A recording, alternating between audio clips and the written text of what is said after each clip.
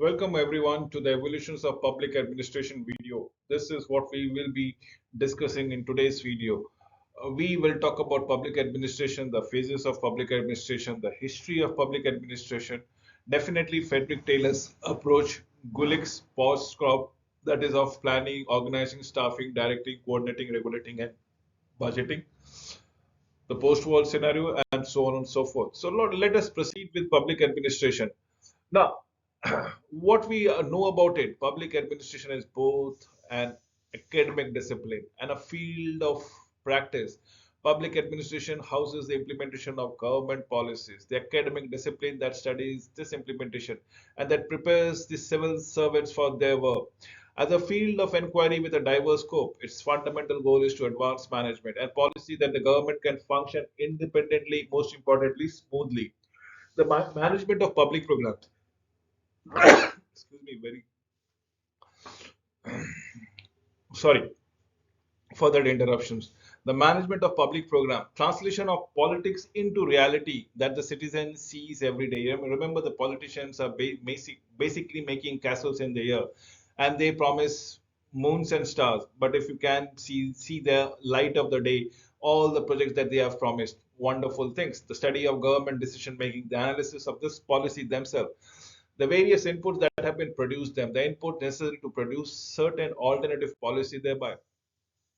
From academic perspective, defines the study of public administration as a program that prepares individuals to serve as a manager in the executive arms of the local, state, federal government, and that focuses on the systematic study of executive organizations and the management.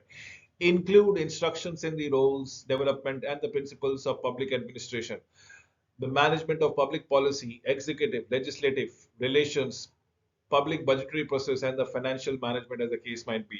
We are talking about administrative law. We are talking about public personal management, professional ethics, and the research methodology thereby. What are we looking into it? We are talking about the phases, the various phases and the evolutions of PA, the public administration, the indicative period. The traditional or the classical public administration phase was in 1800s to approximately 1950s. The modern public administration is from 1950s to 1960s as the development administration. Post 1970, it was new public administration. Post 1980s to 1990s, it was new public management. And then we are talking about 90s onwards, which was all about reinventing government. Public administration as a governance is something which we are actually evolving as of today. So, history, antiquity to the 19th century, dating back to the antiquity, pharaohs, kings, and the chiefs have required pages, treasurers, and tax collector to administer the practical business of the government. Prior to the 19th century, staffing of the most public administration was rife with nepotism, favoritism, political patronage, which was often referred to as a spoils system. We are talking about public administrators in the 19th century have been all the eyes and the ears of the rulers until relatively recently. In medieval times, the abilities to read and write, add and subtract were as dominant by the educated elite as public employment. Consequently, the need for expert civil servants whose ability to read, write, and form the basis of developing expertise in such matters. Activities as legal record keeping, paying and feeding the armies, and the levying taxes as the European imperialistic age progressed, and the military power extended their holds over other continents. The need for sophistication and the public administration grew by leaps and bounds. We are talking, let's say, Lawrence von Stein in 1855, German professors from the Vienna, is considered the founders of science of public administration. Von Stein taught the public administration relies on many pre-established disciplines such as sociology, political science, administrative law, and public finance. He called public administration an integrating science. The state-aid public administration should concern with both theory and practices thereby. Woodrow Wilson is considered to be the father of public administration. He is first formally recognized public administration in 1887 article entitled The Study of Administration. The future president wrote that it is the object of the administrative study to discover first what the government can properly and probably successfully do, and secondly, how it can do these proper things with the utmost possible efficiency and the least possible cost, either in terms of money or of that of energy. Wilson advocated four concepts: separation of policies, politics and administration, comparative analysis of political and private administration, improving efficiency with business like practices, and attitude towards daily operation, improving effectiveness of public services through management by training of civil servants, merit based assessment. The separations of politics and administration has been subject to the last debate. The different perspective regarding this dichotomy contribute to the differentiated characteristic of the suggested generations of public administration. By the 1920s, scholars of public administration have responded to Wilson's solicitation, and the textbook field were introduced by Luther Kulik or Lidwell Urwick, Henry Foyle, Frederick Taylor, and others.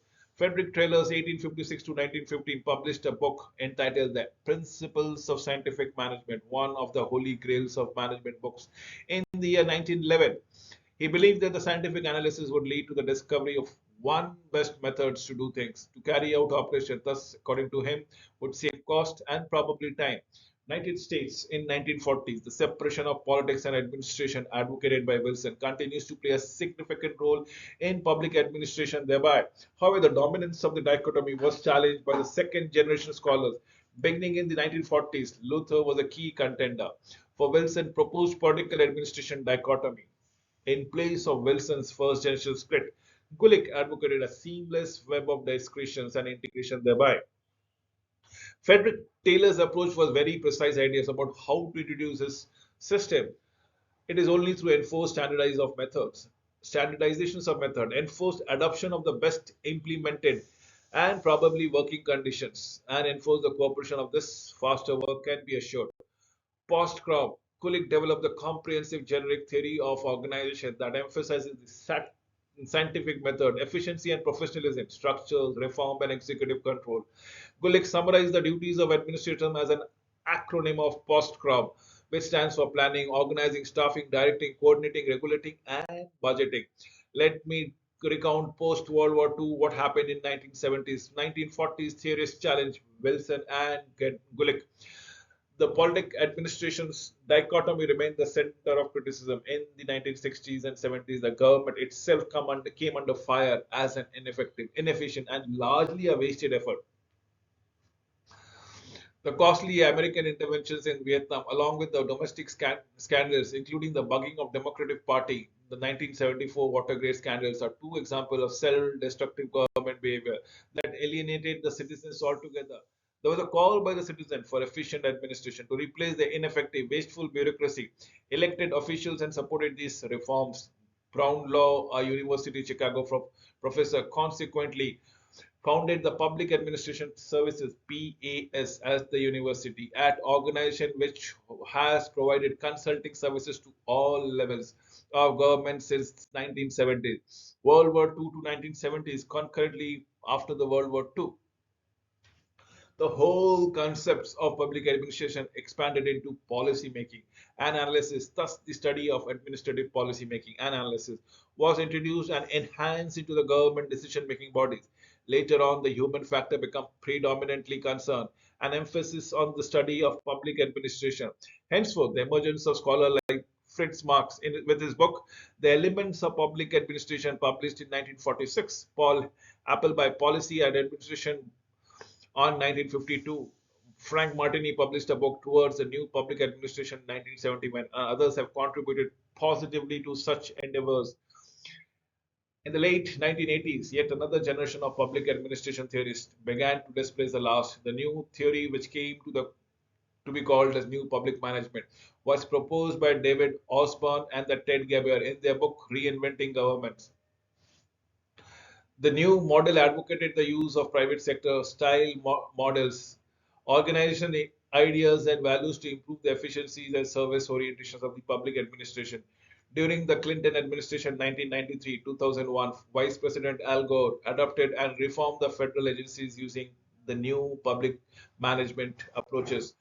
1980s to 1990s, some modern authors define new public management as combination of splitting large bureaucracy into smaller, much more fragmented agencies, encouraging competition among them between different public and private agencies, so as to using economic incentive, effectively performance pay for senior executive.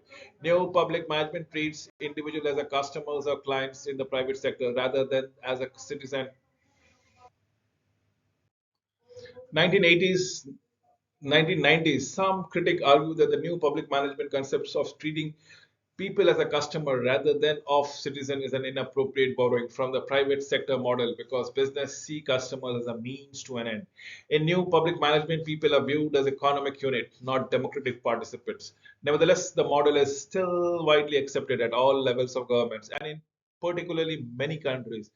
1990s to 2000, the last decade of the last century, previous century, another new public service model is what we call as new public governance, an approach which includes centralizations of power, an increased number of roles and influences of partisan politics, political staff, personal politicizations of appointments to the senior public services, and the assumptions that the public service is partition for the government for the day of the day, and that is what is truth, which stands true as of today. With this, I come to an end of this video. Thank you for watching it.